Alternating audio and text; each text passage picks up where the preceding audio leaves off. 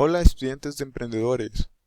Continuamos con la segunda parte de la unidad de organización y comenzaremos con el cuarto apartado, el cual es desarrollo de personal.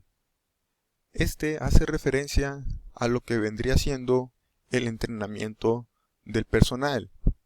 Es decir, aquí vamos a definir qué puestos de trabajo requieren llevar a cabo una capacitación o un adiestramiento. Bueno, hay que entender que por adiestramiento nos referimos a un entrenamiento básico y simple, cuyo objetivo es familiarizar al nuevo personal con actividades relacionadas al puesto de trabajo. Es decir, que nosotros podríamos definir que los puestos de trabajo que requieren adiestramiento serían aquellos que presentan actividades que no son complejas. Por lo tanto, no requieren hacer uso de una habilidad o conocimiento especial para desempeñar dicho puesto de trabajo. Bueno, ahora pasemos a definir lo que vendría siendo la capacitación. Y esto es un entrenamiento avanzado que le permite al personal conseguir habilidades y conocimientos para presentar un mejor desempeño laboral. En este sentido, los puestos de trabajo que deberían de incluir una capacitación deberían de ser aquellos cuyas actividades requieren de un nivel técnico considerable. Por ejemplo, nosotros podríamos contratar a un personal de la línea de producción que se va a encargar de ensamblar un producto. Podríamos asumir que no requiere de una capacitación, únicamente su desempeño se verá reflejado por la experiencia que adquiera repitiendo la misma actividad. Mientras el jefe de producción deberá hacer uso de ciertos conocimientos o herramientas que le permitan mejorar y asegurar la calidad del proceso. Una vez que ya hayan identificado cuáles puestos de trabajo requieren capacitación y cuáles adiestramiento, deberán de mencionar qué persona adiestra o capacita. Además, en qué consiste y cómo se lleva a cabo cada entrenamiento, es decir, cómo se realiza un adiestramiento y cómo una capacitación. Y finalmente deben de especificar los costos por adiestrar y capacitar al personal. Bueno, dicho esto, pasemos al siguiente apartado. En el apartado de administración de sueldos vamos a definir cuál es el monto que se le va a pagar a cada trabajador.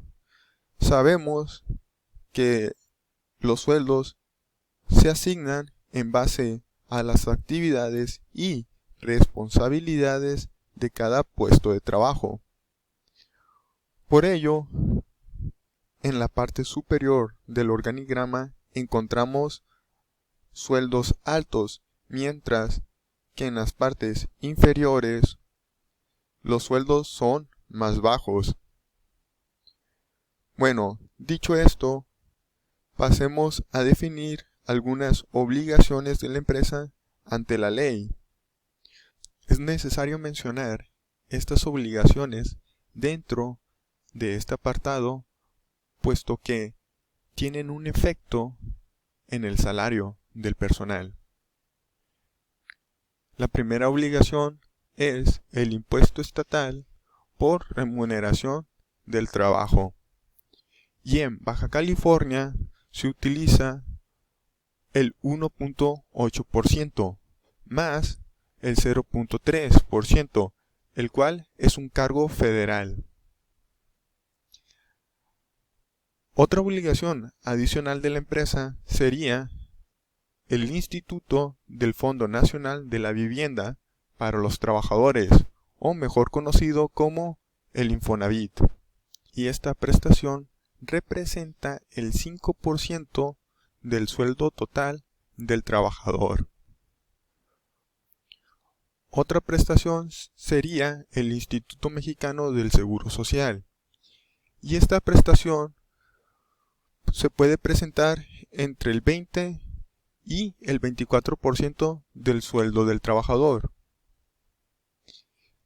Aquí mismo se contempla lo que sería la prima vacacional y el aguinaldo.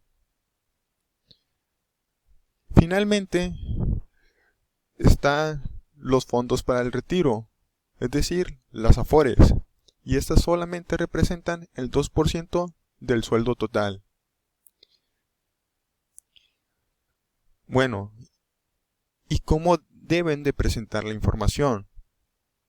Yo aquí les recomiendo que utilicen un cuadro donde ustedes ubiquen el puesto, asignen el sueldo total para cada puesto y determinen el sueldo de nómina. Esto es el sueldo total, pero reducido por el porcentaje de las prestaciones. Finalmente, determinen la cantidad que se destina a las prestaciones. Este se calcula utilizando el porcentaje total de todas las prestaciones y aplicándolo al sueldo total. Posteriormente mencionan la cantidad de personas correspondiente a cada puesto de trabajo y lo multiplican por el sueldo total para obtener la cantidad total. Les recuerdo que es importante que se mencione el porcentaje que se destina a prestaciones. Bueno, ahora pasemos al siguiente apartado. Este apartado consiste en las relaciones de trabajo dentro de la empresa, y aquí deben de mencionar qué actividades, eventos o estrategias va a desarrollar la empresa para mantener la productividad dentro del personal. Es decir, ¿qué hará la empresa para mantener al personal motivado? Quizás otorgar premios al empleado del mes, o bien utilizar bonos por desempeño, entre otras cosas. También podrían anotar qué deberá hacer la empresa para mantener una comunicación eficiente entre los miembros de la organización. ¿Qué estrategia podrán utilizar para fomentar los trabajos en equipos? Y finalmente mencionar qué eventos o convivios podrá gestionar la empresa para mejorar la calidad de vida de su personal. Bueno, pasemos al último apartado, el cual es el marco legal de la organización. Este apartado aborda la constitución legal de la empresa. Pero antes de definir cuáles son los tipos de constituciones para empresas, primero entendamos cuáles son las ventajas de constituir una empresa legalmente.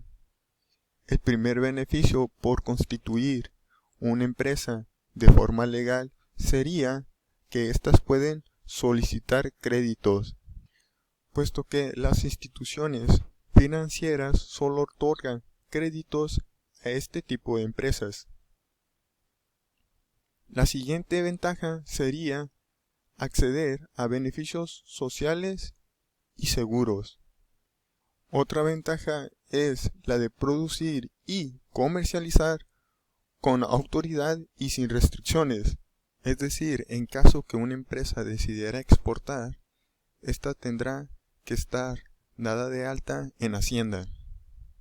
Y el último beneficio consiste en proteger el patrimonio personal de sus dueños.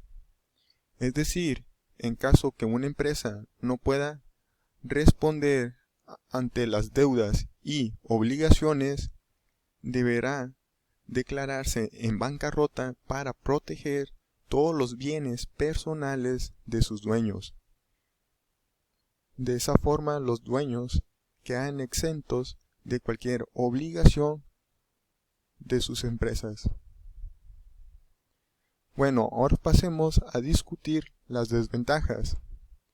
La primera sería en que tienen forzosamente que pagar impuestos, dado que al constituir la empresa legalmente tendrán que registrar dicha empresa en Hacienda. Y la siguiente desventaja sería que el proceso para formalizar la empresa puede ser costoso y tomar un tiempo considerable. Ahora pasemos a definir los diferentes tipos de constituciones para empresas. Estas constituciones se clasifican en dos formas: persona física con capacidad empresarial y persona moral. En persona física es un individuo con la capacidad de adquirir derechos y contraer obligaciones de la empresa, mientras que la persona moral es un conjunto de personas físicas que se unen para formar una sociedad o empresa. Y dentro de las personas morales tenemos la siguiente clasificación. La primera sería una sociedad de responsabilidad limitada. En este tipo de sociedad, los socios, en caso de contraer obligaciones, no responden con su propio patrimonio. Adicionalmente, los títulos de la sociedad no son negociables. Otro tipo de sociedad es la sociedad anónima. Al igual que la anterior, tiene responsabilidad limitada, pero a diferencia de la anterior, las acciones de la empresa pueden ser negociables.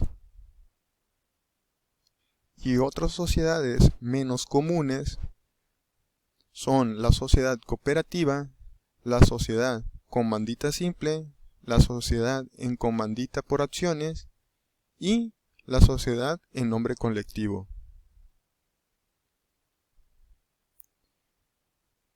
Bueno, ahora pasemos a mencionar algunos aspectos importantes al momento de constituir legalmente una empresa. Lo primero que se debe de considerar es la cantidad de socios. Asimismo, también es importante mencionar la aportación de cada socio, las responsabilidades de estos, el gasto que se necesita para constituir la empresa, el tiempo de los trámites para el proceso legal, las obligaciones fiscales y las responsabilidades laborales. Y otros aspectos legales que se pueden considerar dependiendo de la empresa, como lo serían las licencias sanitarias, la obtención de patentes, el registro ante las cámaras, la notaría pública y el registro público de la propiedad y el comercio.